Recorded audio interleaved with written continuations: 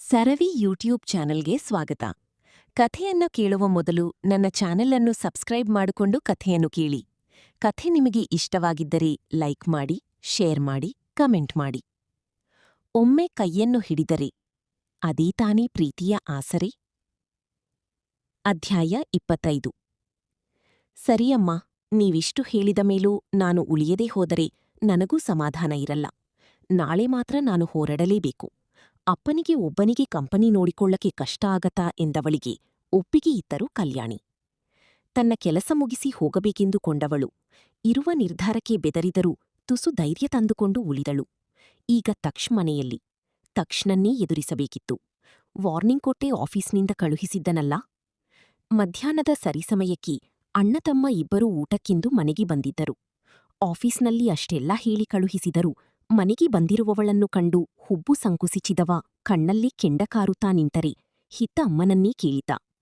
ಯಾರಮ್ಮ ಇದು? ಮಿಥಾಲಿ ಅತ್ತಿಗೆಯ ಫ್ರೆಂಡಾ? ಅಲ್ವೋ ನಿನ್ನ ಅಣ್ಣನ ಫ್ರೆಂಡು, ಬ್ಯಾಂಗಲೋರ್ ಫ್ರೆಂಡಂತೆ. ತಕ್ಷ್, ನಿನ್ನ ಫ್ರೆಂಡನ್ನ ಮಾತಾಡಿಸೋ ಎಂದರು ಕಲ್ಯಾಣಿ. ಈಗ ಮಾತೆಲ್ಲಿ ಆಡ್ತಾನೆ?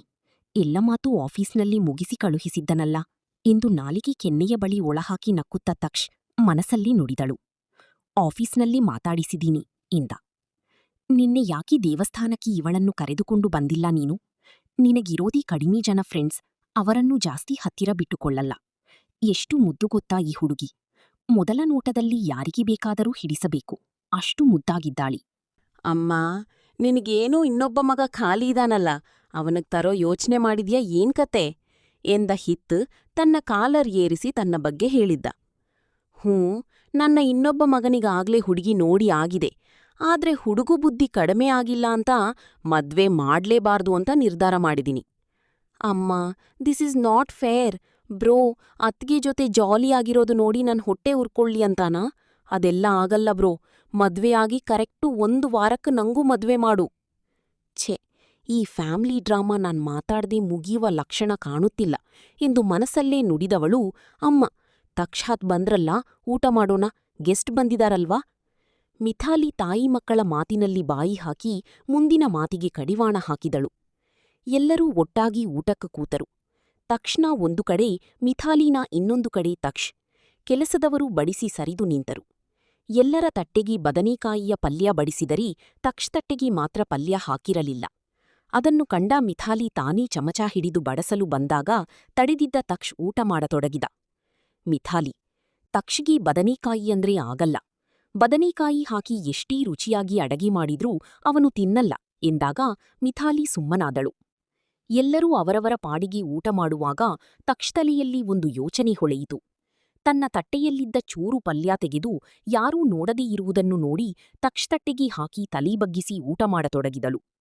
ಕೋಪಗೊಂಡ ತಕ್ಷ್ ಬಾಯಿ ತೆರೆಯುವ ಮುನ್ನ, ಅಮ್ಮ, ಬದನೇಕಾಯಿ ಪಲ್ಯ ತುಂಬಾ ಚೆನ್ನಾಗಿದೆ ಎಂದಳು ತಕ್ಷ್. ಎಷ್ಟೇ ಚೆನ್ನಾಗಿ ಆದ್ರೂ ತಕ್ಷ್ ತಿನ್ನಲ್ಲ ಎಂದರು ಕಲ್ಯಾಣಿ. ತಕ್ಷಣ ಮಾತು ಗಂಟಲಲ್ಲಿ ಉಳಿಯಿತು. ಪಕ್ಕನೇ ಪಲ್ಯ ಬಾಯಿಗೆ ಹಾಕಿಕೊಂಡವ ಕೋಪಕ್ಕೆ ಅವಳ ಕಾಲನ್ನು ತುಳಿದ. ಅಮ್ಮ ಎಂದವಳು ಕಾಲನ್ನು ಹಿಂತೆಗೆದುಕೊಂಡಳು. ಏನಾಯ್ತಮ್ಮ ಎಂದು ಆತಂಕದಿಂದ ಕೇಳಿದರು ಕಲ್ಯಾಣಿ. ಏನಿಲ್ಲಮ್ಮ, ಪಲ್ಯದಲ್ಲಿದ್ದ ಮೆಣಸು ಖಾರ ಎನಿಸಿತು ಎಂದ ತಕ್ಷ್ ನೋವಿಗೆ ಬಂದ ಕಣ್ಣೀರು ತೊಡೆದುಕೊಂಡು ಕಾಲನ್ನು ಸೀರೆಯಲ್ಲಿ ಮರೆಮಾಡಿಕೊಂಡಳು. ನೋಡಿಕೊಂಡು ತಿನ್ನಬಾರದಾ ಎಂದವರು ನೀರಿನ ಲೋಟ ಮುಂದೆ ಚಾಚಿದರು. ಥ್ಯಾಂಕ್ಯೂ ಅಮ್ಮ ಎಂದು ಕೇಳಿ ಪಡೆದ ತಕ್ಷ್ ಒಂದೆರಡು ಗುಟುಕು ಕುಡಿದು ಪಕ್ಕದಲ್ಲಿ ಸುಮ್ಮನೆ ನುಂಗುತ್ತಿದ್ದವನನ್ನು ನೋಡಿದಳು. ಹಿತ್ ಮಾತ್ರ ತನ್ನ ಪ್ರಿಯ ಅಡಗಿಯನ್ನು ಆಸ್ವಾದಿಸಿ ತಿನ್ನುತ್ತಿದ್ದರೆ ಕಿರುಗಣ್ಣಲ್ಲಿ ಅವರನ್ನು ಗಮನಿಸುತ್ತಿದ್ದ ಮಿಥಾಲಿಯ ಕೋಪಕ್ಕೆ ಗುರಿಯಾದಳು ತಕ್ಷ್. ಊಟದ ನಂತರ ಮತ್ತೆ ಆಫೀಸ್ನತ್ತ ಹೊರಟ ತಕ್ಷ್ ಹಾಗೂ ಹಿತ್ನನ್ನು ತಡೆದ ಕಲ್ಯಾಣಿ, ತಕ್ಷ್, ಮಿಥಾಲಿ ಹಾಗೂ ನೀವಿಬ್ಬರೂ ಹೊರಗಡೆ ಹೋಗಿ ಬನ್ನಿ ಎಂದು ತಡೆದರು. ಸರಿಯಮ್ಮ ಎಂದವ ಹೆಚ್ಚೇನೂ ಹೇಳಿಸಿಕೊಳ್ಳದೆ ತನ್ನ ಕೋಣೆಯತ್ತ ಹೋದ. ಅವನೋದ 10 ನಿಮಿಷಕ್ಕೆ ಅವನ ಕೋಣೆಗೆ ನುಗ್ಗಿದಳು ತಶ್.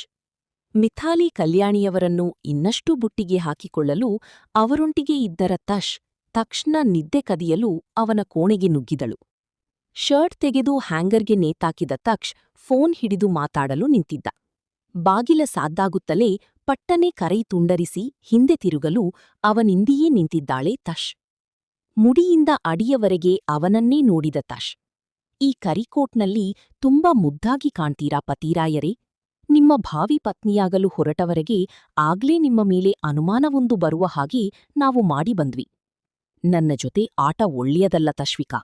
ನಾನಷ್ಟು ಹೇಳಿದ ಮೇಲೂ ನೀನು ನನ್ನ ಮನೆಯೊಳಗೆ ಬರುವ ಧೈರ್ಯ ಮಾಡಿದ್ದೀಯಲ್ಲ, ನಿನ್ನ ಆ ಬಂಡ ಧೈರ್ಯ ಮೆಚ್ಚಬೇಕು. ನೀನು ಯಾವ ಧೈರ್ಯದಿಂದ ನನಗೆ ತಾಳಿ ಕಟ್ಟಿದ್ಯೋ ಅಷ್ಟೇ ಧೈರ್ಯದಿಂದ ನಾನು ನನ್ನ ಗಂಡನ ಮನೆಗೆ ಬಂದಿದ್ದು ಎಂದ ತಶ್ ಬಚ್ಚಿಟ್ಟ ತಾಳಿ ಹೊರಹಾಕಿದಳು. ಅವಳ ಸನಿಹ ಬಂದು ತಾಳಿಗೆ ಕೈ ಹಾಕಿದವ, ಈ ತಾಳಿ ನಾನು ಕಟ್ಟಿದ್ದಲ್ವಲ್ಲ, ನೀನೇ ಕಟ್ಟಿಕೊಂಡ ತಾಳಿಗೆ ಎಷ್ಟೇ ಆದ್ರೂ ನೀನು ಪರ್ಚೇಸ್ ಮಾಡಿದ ಬೆಲೆಯೇ. ಓಕೆ, ಇರ್ಲಿ ಬಿಡು, ನೋ ಪ್ರಾಬ್ಲಮ್. ನೀನು ಮರತ ಹಾಗಿದೆ, ಈ ತಶ್ ದೇಹಕ್ಕಾದ ಪೆಟ್ಟಿಗೆ ಅಂಜುವುದಿಲ್ಲ ಎಂದು. ಅದರಲ್ಲೂ ಇದು ನನ್ನ ಗಂಡನ ಮನೆ, ಇಲ್ಲಿ ನಾನಿರದೆ ಇನ್ಯಾರೋ ಇರುವುದು ಎಷ್ಟು ಸಮ. ಮುಚ್ಚುಬಾಯಿ, ಇನ್ನೂ ಜಾಸ್ತಿ ಬೊಗಳಿದರೆ ನಾಲಿಗೆ ಕಿತ್ತು ಹಾಕುವೆ. ಮೊದಲು ಹಿತಾ ಎಲ್ಲಿದಾಳೆ ಅಂತ ಹೇಳು, ಇಲ್ಲ ಅಂದ್ರೆ ನಿನ್ನ ಕೊಂದು ಬಿಡ್ತೀನಿ ಎಂದವ ಕುತ್ತಿಗೆಗೆ ಕೈ ಹಾಕಲು ಬಂದರೆ ಹಿಂದೆ ಸರಿದ ತಶ್. ನನಗೇನಾದರೂ ಆದರೆ ಅಲ್ಲಿ ಸಹಿತಾ ಮೇಡಂ ಕತೆಯೂ ಗೋವಿಂದ. ನೀನು ನಮ್ಮ ಮನೆಯಲ್ಲಿದ್ದಾಗ ಅದೀಗೆ ಇಷ್ಟು ಕೋಪವನ್ನು ಕಂಟ್ರೋಲ್ ಮಾಡ್ಕೊಳ್ತಾ ಇದ್ದಿ, ನಾನೀಗ ಮಾಡ್ತೀನಲ್ಲ, ಕೋಪ ಬಂದ್ರೂ ಕಾರ್ಯಸಾಧನೆಗಾಗಿ ಕಾದು ಕುಳಿತ ಹಾಗೆ ಕೋಪವನ್ನು ಕಂಟ್ರೋಲ್ ಮಾಡ್ತಾ ಇದ್ದೀಯಾ?